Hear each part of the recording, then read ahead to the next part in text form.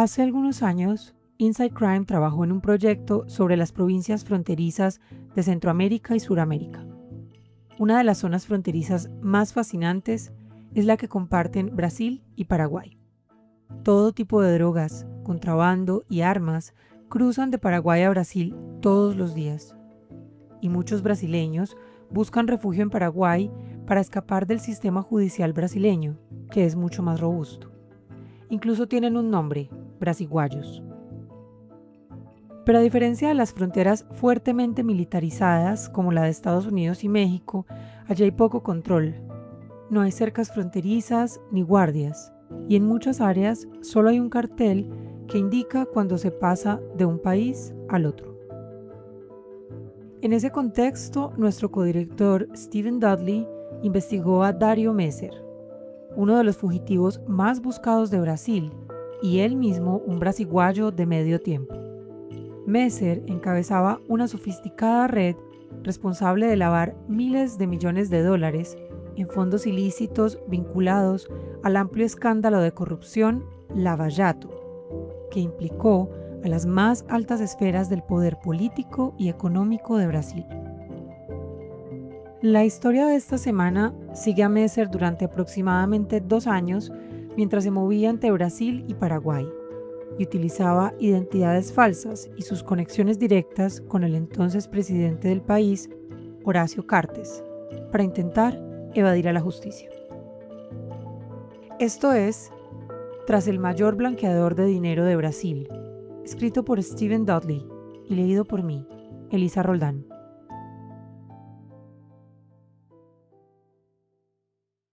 A mediados de 2019, a la Policía Federal de Brasil llegó un informe de inteligencia de las autoridades paraguayas que describía los movimientos de Dario Messer, un hombre con doble ciudadanía, de Brasil y Paraguay, que había estado huyendo de las autoridades brasileñas durante poco más de un año. La lista de crímenes por los que las autoridades brasileñas querían juzgar a Messer era larga. Al parecer, él dirigía o trabajaba con unas 59 casas de cambio en toda la región, las cuales fueron utilizadas para lavar 101 millones de dólares para el entonces gobernador del estado de Río de Janeiro, Sérgio Cabral. Ese dinero es solo una parte del total que Cabral robó. El caso surgió a partir de la sonada investigación conocida como Lava Jato, lavado de autos, que involucró a decenas de integrantes de las élites políticas y empresariales de Brasil y otros países en varios enormes esquemas de soborno vinculados entre sí. Las consecuencias de la operación Lava Jato fueron enormes y no tienen precedentes. En Brasil, las autoridades detuvieron y acusaron a decenas de políticos, entre ellos Luiz Inácio Lula da Silva, el actual presidente de Brasil, que también fue presidente entre el 2003 y el 2011. En la época en que fue encarcelado, era el candidato favorito en una contienda en la que aspiraba a un nuevo periodo presidencial. En medio de la agitación, el Congreso destituyó a la presidenta Dilma Rousseff. Messer estaba involucrado en casi todo esto. Los fiscales dirían más tarde que él era el doleiro dos doleiros, lo que puede traducirse como el cambista de todos los cambistas, y que coordinaba una red que movía dinero a través de cientos de cuentas, negocios y propiedades en el extranjero y en su país. Doleiro también puede significar blanqueador de dinero. Según la policía, de esta manera, Messer obtuvo al menos 31 millones de dólares, mientras ayudaba a lavar unos 1.600 millones de ganancias ilícitas. En el informe de inteligencia enviado a mediados de 2019, las autoridades paraguayas dicen que habían rastreado a Messer en varias ciudades a lo largo de la frontera con Brasil. Había cambiado su apariencia, se había dejado la barba y había ganado algo de peso, para no llamar la atención, como se lee en un informe posterior de la policía brasileña. En una serie de fotos incluidas en el reporte paraguayo, aparece en una fiesta de cumpleaños en una casa en la frontera entre Paraguay y Brasil. Allí se le ve con el pelo teñido de rojo y un bigote fumanchú del mismo color, un look que ocultaba sus 60 años. Messer finalmente salió de Paraguay, según dijeron las autoridades paraguayas a las brasileñas, y esa fue la razón por la cual la policía de Brasil había recibido el informe. Sospechaban que había regresado a ese país. La policía brasileña ya había perdido una oportunidad en mayo de 2018, cuando lanzaron una operación en varias ciudades donde se había identificado a 53 duleiros. Esta vez estaban decididos a no fallar.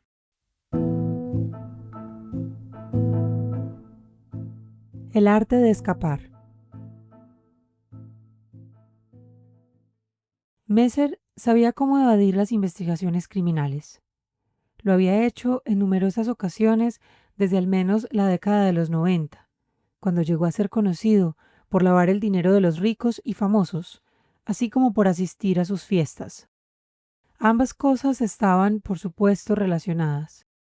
Cuando las autoridades estaban cerca, Messer evitaba ser involucrado en las investigaciones, y cuando de alguna manera era vinculado a ellos, sabía cómo evadir las preguntas, explicar las transgresiones o salir huyendo, sobre todo a Paraguay, donde obtuvo la ciudadanía a principios de la década de 2000.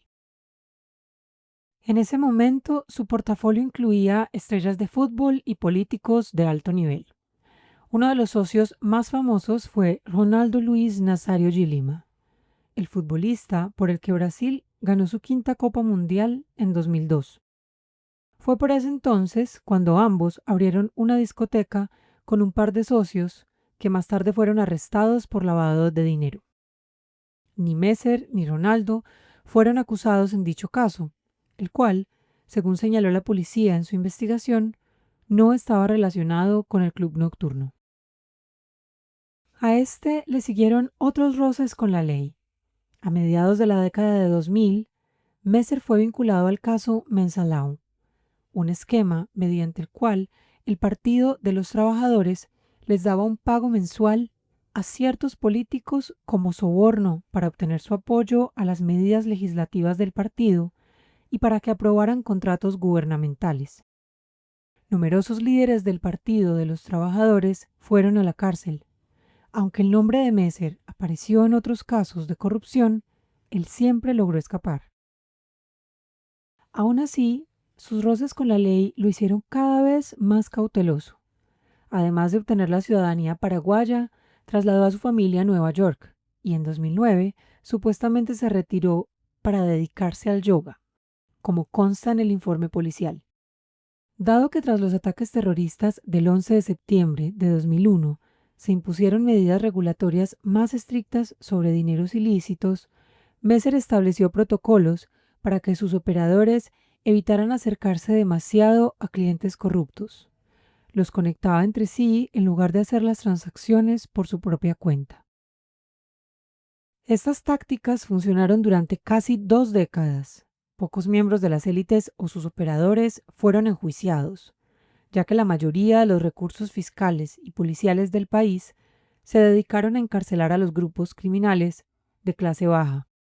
Cuando las élites eran acusadas, de alguna manera lograban escapar y eludir la captura durante años. Pero durante la operación Lavallato, las piezas del dominó comenzaron a caer más rápido que nunca, y las nuevas herramientas procesales condujeron a procesos judiciales que cambiaron las reglas del juego. Una de las piezas fue Sergio Cabral, gobernador de Río de Janeiro entre 2007 y 2014, quien supuestamente inflaba el valor de los contratos de obras públicas, a veces hasta por 10 veces, para luego recibir millones de dólares en lo que eufemísticamente se conocía como propinas, a cambio de asignar esos contratos a determinados socios comerciales del sector privado. Los fiscales brasileños afirman que un grupo de asesores políticos recogía el dinero de las empresas. Uno de ellos se quedaba con su propina del 1% y luego pasaba el dinero a través de una serie de doleiros, todos los cuales eran coordinados por un par de operadores en Uruguay. Estos operadores trabajaban con Messer, como alegan los fiscales en una acusación posterior. En noviembre de 2016, Cabral fue arrestado y acusado de malversación. Pocos meses después, fue condenado a 45 años de prisión.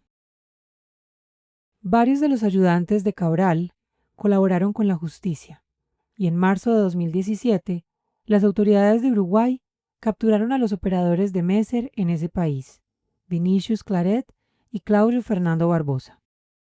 En diciembre de ese mismo año, ambos fueron extraditados a Brasil, donde comenzaron a colaborar con las autoridades, las cuales buscaban desenmarañar la red que ocultaba y lavaba el dinero de Cabral y el de muchos otros esquemas. En total, dicen los fiscales, esta red ocultó más de 1.600 millones de dólares de ingresos ilícitos de Lavallato. Para entonces, la Policía Federal de Brasil, que es similar al Buró Federal de Investigaciones de Estados Unidos, ya tenía a Messer en la mira. Y en mayo de 2018, después de obtener discretamente órdenes de arresto de numerosos intercambiadores de dinero y operadores de servicios financieros, lanzaron una operación en varias ciudades con el fin de detener al Doleiro dos Doleiros. En total, arrestaron a 53 sospechosos, pero cuando fueron a buscar a Messer a una de sus casas en Río de Janeiro, este había huido.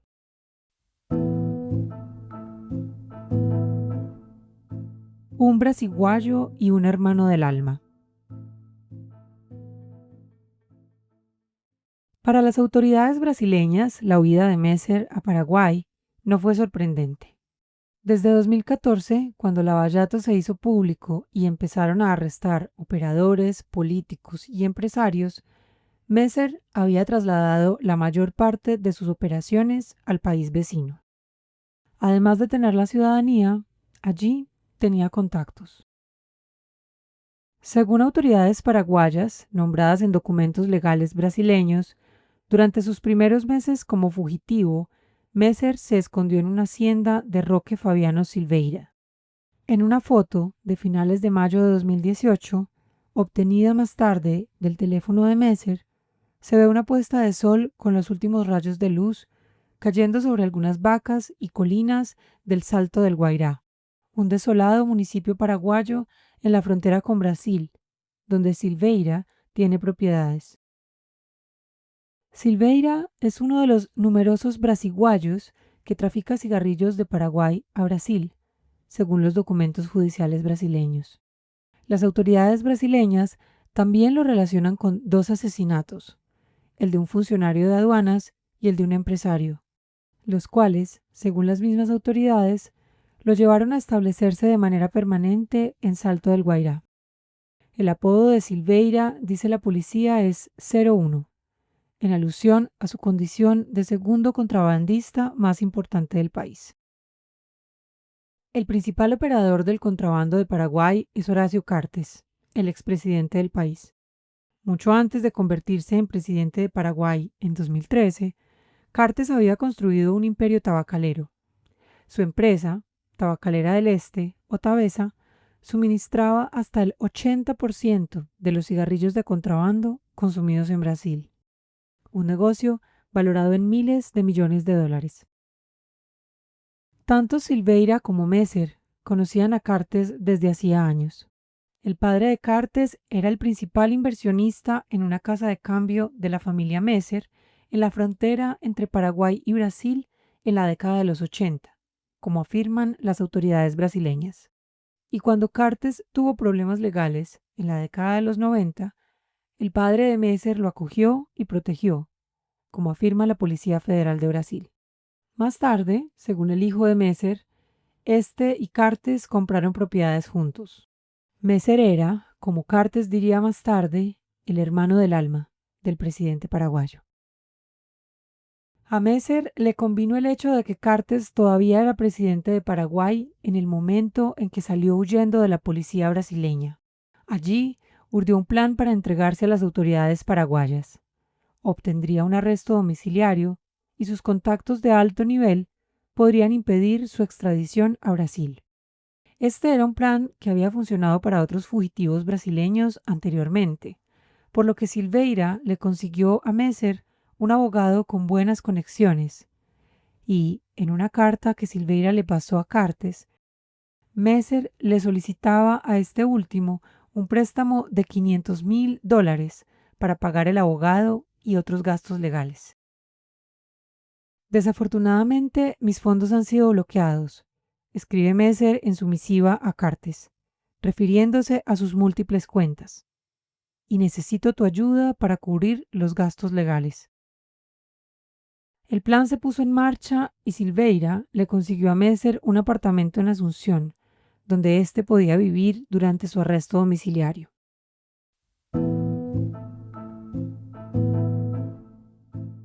De regreso a Brasil. Mientras esperaba a que su plan se desarrollara, Messer fue a quedarse en casa de otro de sus socios, Antonio Joaquim Mota. Al igual que Silveira, los miembros de la familia Mota son brasiguayos y activos contrabandistas. Según los investigadores brasileños, el clan trafica cigarrillos y tiene fuertes vínculos con el narcotráfico y el lavado de dinero. En su documento de acusación contra Messer, la Policía Federal brasileña describe numerosas conexiones entre la familia Mota y varias operaciones ilegales, incluyendo la red de Luis Carlos da Rocha, alias Cabeza Branca, quien fue un fiel socio de Jorge Rafat Tumani, alias el Rey de la Frontera, hasta que éste fue asesinado en una emboscada organizada por el primer comando de la capital, la poderosa pandilla carcelaria brasileña. Da Rocha fue arrestado más tarde en julio de 2017. La policía también describe media docena de transacciones financieras sospechosas realizadas por la familia Mota con empresas dudosas en circunstancias cuestionables, y señala un gran decomiso de una propiedad de la familia donde se hallaron 1.383 kilos de marihuana comprimida, 2.075 kilos de marihuana sin comprimir, un arma de asalto calibre 7.62, una pistola calibre .38 y dos escopetas calibre 12. Las autoridades paraguayas no procesaron a ningún miembro de la familia por ninguno de estos presuntos hechos delictivos, pero sí le dijeron a la policía brasileña que a finales de mayo de 2018, Messer fue a quedarse con la familia Mota en una de sus casas en Pedro Juan Caballero. Messer no tardó en instalarse allí. En una de las fotos que surgieron luego, se le ve sonriente, sentado en una mesa del comedor, con una taza de café a un lado y un pastel redondo sobre un soporte de plástico al otro. La novia de Messer también iba a visitarlo con frecuencia. Además, Mota le ayudó a Messer a obtener una nueva identidad. Ahora sería Marcelo de Freitas Batalá, nacido en Mato Grosso do Sul, estado fronterizo con Paraguay. Entretanto, Messer continuó trabajando con Silveira con el fin de hallar una vía de escape, con la ayuda de su hermano del alma, el presidente Cartes. Pero el presidente de Paraguay, al parecer, estaba preocupado. Las conexiones de Cartes con Messer eran bien conocidas, por lo que le dijo a Silveira que Messer debía esperar para entregarse hasta que él dejara la presidencia. Para el futuro de todo, como le dijo Cartes a Silveira, era importante que esto no sucediera mientras él estuviera en el poder. En las semanas siguientes las cosas se complicarían aún más. Messer continuó adelantando su plan, pero no pudo obtener garantías de Cartes y Silveira de que sería protegido frente a la extradición si se entregaba a las autoridades paraguayas. Cartes terminó su periodo presidencial a mediados de agosto de 2018. Poco después, el plan quedó suspendido y a finales de septiembre, Messer regresó a Brasil.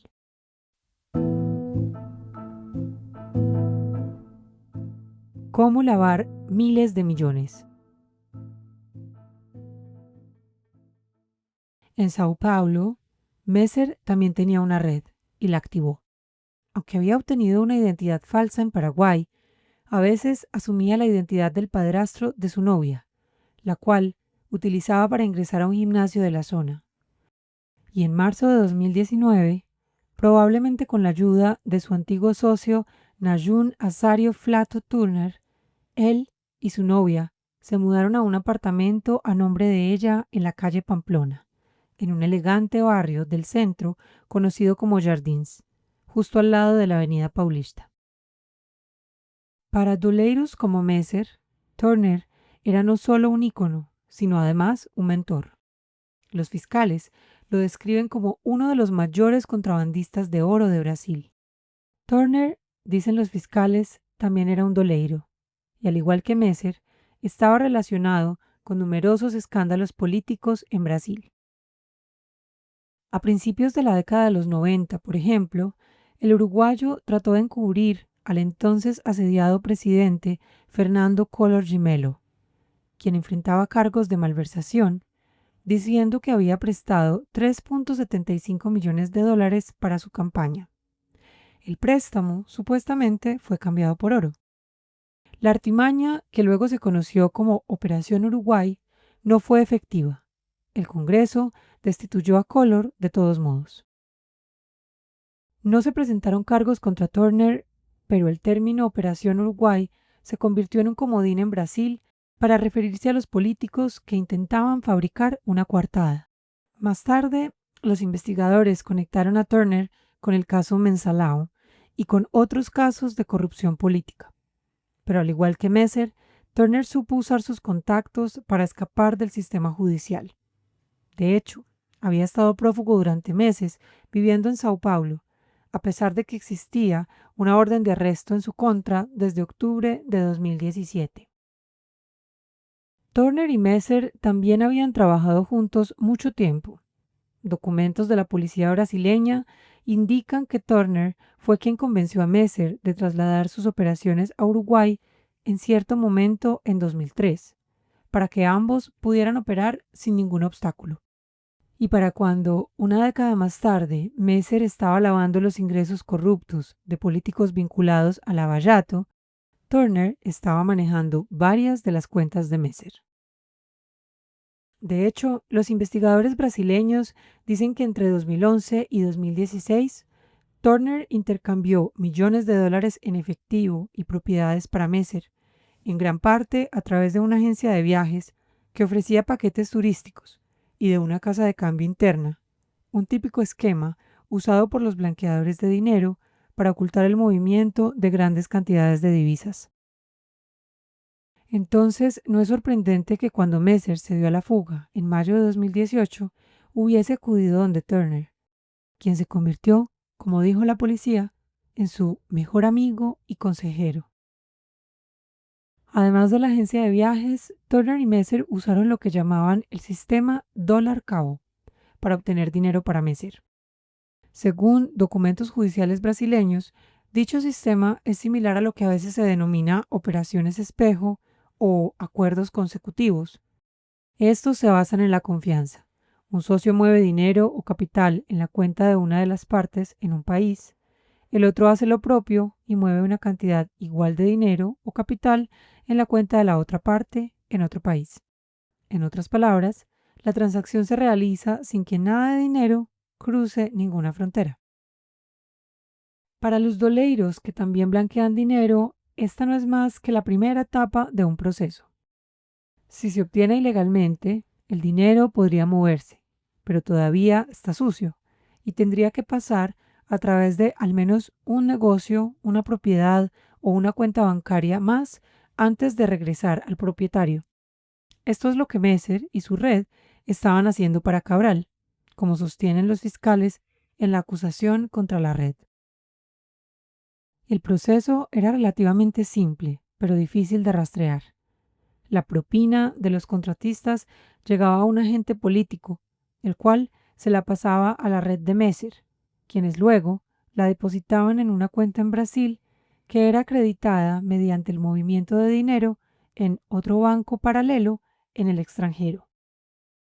La red de Messer ni siquiera afectaba necesariamente ninguna de las transacciones. en su lugar, actuaban como corredores, trabajando para cazar, como describen los fiscales en su acusación posterior, a las dos partes que querían hacer negocios, y luego cobrar una tarifa por sus servicios. De allí su apodo, Doleiros dos Doleiros. En todo el proceso, el dinero se movía por cuentas con otros nombres y era devuelto a los operadores políticos a través de varios cambistas a lo largo de la Rua 25 de Marzo, en Sao Paulo. Los cambistas ni siquiera sabían necesariamente quién estaba en ninguno de los extremos de la cadena, pero los fiscales dicen que entendían que hacían parte de un esquema de lavado de dinero, y es por eso que la mayoría de ellos fueron acusados junto a Messer. Parte de este dinero se movía a través de cuentas en el extranjero con administradores menos escrupulosos y poca supervisión del gobierno. En el transcurso de sus pesquisas, los investigadores brasileños identificaron más de 400 cuentas en el extranjero donde Messer y su red escondieron dinero durante el esquema de Lava Jato. Messer entendía muy bien ese sistema offshore, ya que también había creado una cuenta con su propio dinero con la ayuda de otro antiguo socio brasileño, Ronald Pascal Gervaux. Con oficinas en Miami y Río de Janeiro, Gervaux se presentaba como asesor inmobiliario y financiero, pero según una base de datos del Consorcio Internacional de Periodistas de Investigación, Gervaux también estaba vinculado a docenas de cuentas en el Caribe y en otros lugares. Gervaux, según las autoridades brasileñas, ya había ayudado a Messer a ocultar más de 17 millones de dólares en una cuenta bancaria de Bahamas, a nombre de otra compañía fachada. Dado que se encontraba huyendo, con el deseo de acceder a ese dinero, Messer envió a su novia Ataíje a Estados Unidos en diciembre de 2018 para que hablara con Gervaux. Durante el mes siguiente creó una empresa, Good Hope Consulting LLC, con la ayuda del asesor de Messer. Good Hope, dicen las autoridades brasileñas, era solo una fachada para mover dinero. Y el 11 de junio de 2019, de nuevo con la ayuda de Gervaux, Ataíje abrió una cuenta en Valley National Bank a nombre de Good Hope con un depósito de $5,800 y abrió, además, otras dos cuentas en Bank of America. La relación entre ambos incluía transacciones ilegales, dicen las autoridades brasileñas. En al menos una ocasión, Ataíje recibió sacolas o bolsas de Gervaux, lo que al parecer es una referencia al dinero en efectivo. En otra ocasión, Messer y Gervaux discutieron el movimiento de capitales en China. Los investigadores dicen que estos son fuertes indicios de que Gervaux estaba ayudando a Messer a emplear dólar cabo con socios que habían invertido o escondido dinero en Asia. Por sus servicios, Gervaux le facturó a Messer $148,000. Sin embargo, la relación también era personal. Ataíje buscó la ayuda de Gervaux para pagar una factura telefónica y Messer le envió un mensaje para asegurarse de que iba a asistir a una reunión con uno de sus abogados. Además, las autoridades insinúan que Gervaux le ayudó a Messer a establecer una póliza de seguro en su cuenta de $17 millones, entre cuyos beneficiarios se encontraban Ataíje y 3 hijos de Messer.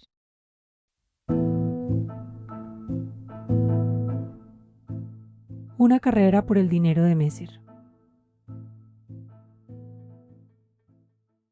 La póliza de seguro parecía ser una señal. Messer sabía que las autoridades lo estaban cercando. No se trataba solo de los viajes de Ataíje a Miami. Las autoridades también habían rastreado sus movimientos a Nueva York, así como a Buenos Aires y Bariloche en Argentina. Su madre y otras personas solían acompañarla a estos viajes, pero la policía sospechaba que ella no estaba interesada solamente en hacer turismo. Además de abrir cuentas y establecer una empresa fachada en Miami, recogió dinero en efectivo para Messer, parte del cual provenía de las conexiones con la familia Mota, que le pasaban el dinero en lotes de $10,000 para no levantar sospechas cuando cruzaba las fronteras. Mientras tanto, Messer seguía buscando una vía de escape en Paraguay. Contactó a su abogada, Leticia Boveda, bien conectada en Asunción, y quien tenía al menos $100.000 de su dinero listos para pagar sobornos. Boveda comenzó a hacer contactos en el nuevo gobierno, y en marzo de 2019 ella le dijo que había encontrado una manera de obtener arresto domiciliario, con la promesa de que no sería extraditado a Brasil. Boveda envió un mensaje de texto a Messer, como lo había hecho antes, en el caso de otro contrabandista brasileño llamado Luis Enrique Boscato, quien había evadido una condena por contrabando de cigarrillos y otros cargos en Brasil y había pagado $6.000 al ministro del Interior, Juan Ernesto Villamayor, para obtener arresto domiciliario y la promesa de no extradición. Y él está contento con eso, le escribió Boveda a Messer. Boveda dijo que en el caso de Messer podría llegar a un trato similar. Pasaría 5 meses en prisión y el resto bajo arresto domiciliario. A cambio, tendría que pagarle $2 millones al ministro. También había hablado con el nuevo jefe de Cenavico, la Secretaría Nacional de Administración de Bienes Incautados y Comisados, que era amigo suyo y que, según ella, se había comprometido a recuperar los bienes de Messer a través de un tribunal civil en lugar de penal, disminuyendo aún más el posible tiempo en prisión y la pérdida de activos en Paraguay. Pero Messer no confiaba en los políticos paraguayos. Era, como él mismo dijo, demasiado pedirle a alguien.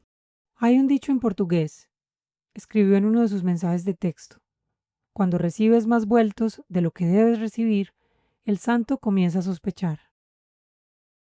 En otras palabras, el trato era demasiado bueno para ser verdad.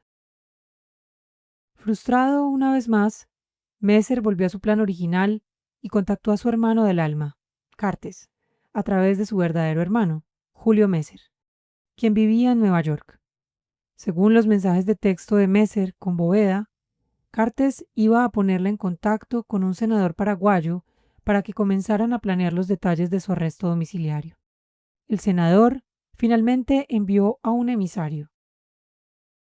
Entretanto, el otro acuerdo que Messer estaba negociando, el del ministro del Interior, pareció volver a ponerse en marcha cuando el ministro envió a su propio emisario a entrevistarse con el abogado de Messer. De repente, parecía que hubiera iniciado una carrera para ver quién sería el primero en recibir los millones de Messer. Pero la Policía Federal brasileña estaba a punto de dar el salto.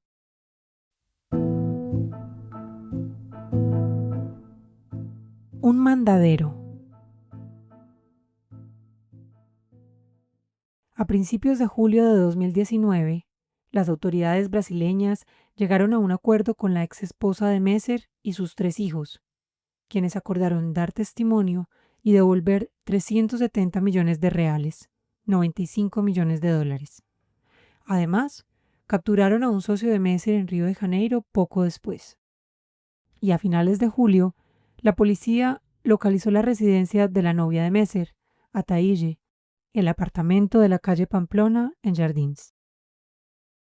Mientras vigilaban la propiedad, se percataron de un hombre discreto y de mediana edad que rara vez salía de la residencia, como escribieron en el expediente del caso más adelante. Aquella fue su primera pista de que quizás tenían a su objetivo en la mira. La policía también comenzó a monitorear los teléfonos de Ataíde y su madre. En una llamada del 27 de julio, un hombre que se identificó como Marcelo llamó al teléfono de la madre y dijo que estaba en una tienda donde se vendían perros de raza pura. Durante la llamada, le dijo a la madre que quería retirarse y se quejó de que su prometida viajaba todo el tiempo. Aquella queja levantó sospechas. Como sabían, Ataíde había estado viajando mucho, sobre todo a Estados Unidos. Tras la llamada, la policía comenzó a planear una operación para ver quién era ese hombre discreto en el apartamento de Sao Paulo, y el 31 de julio de 2019, la Policía Federal siguió a Messer cuando regresaba a casa del gimnasio. 5 agentes se dirigieron a la puerta. Estaba abierta. Messer estaba sentado en la sala de estar, frente al televisor y con ropa deportiva, fumando marihuana. No opuso resistencia. Allí confiscaron materiales importantes, sus identificaciones reales y falsas, joyas, teléfonos y varios chips telefónicos, un iPad, una computadora MacBook, documentos relacionados con la apertura de cuentas bancarias y empresas fachada en toda la región. Utilizaron esos materiales para rastrear su red, sus actividades de lavado de dinero y sus negocios. Descubrieron que aquello era un microcosmos de toda su vida, evidencias de sus negocios con cambistas y contrabandistas, sus interacciones con políticos de los más altos niveles, incluyendo a Cartes, o como a Messer le gustaba llamarlo, el rey, para conseguir un paracaídas dorado, su lucha por mover y ocultar sus ganancias ilícitas en Brasil, Paraguay y el Caribe a través de varias técnicas comprobadas de lavado de dinero que había aprendido a lo largo de una carrera de 30 años. Messer fue enviado a una prisión brasileña, pero todavía no se podía obtener su condena, y su confinamiento resultó temporal. Se casó con su novia en la cárcel, y en medio de la expansión del coronavirus por Brasil, su equipo legal consiguió que fuera trasladado a arresto domiciliario en la casa de su suegra. Varias apelaciones de quienes han sido condenados en la Operación Lavallato ya han prosperado, y Messer, quien ha dicho que fue un mandadero de las élites políticas, prometió en una ocasión poner su boca en el trombón si debía enfrentar una sentencia. En agosto de 2020, un juez sentenció a Messer a 13 años de prisión por lavado de dinero. El mismo mes, Messer firmó un acuerdo con las autoridades brasileñas, el cual puede implicar que él pase 18 años en prisión, pero solo si colabora en otros casos de lavado de dinero y malversación de fondos. Esta cooperación puede llegar a tener implicaciones profundas en ambos lados de la frontera.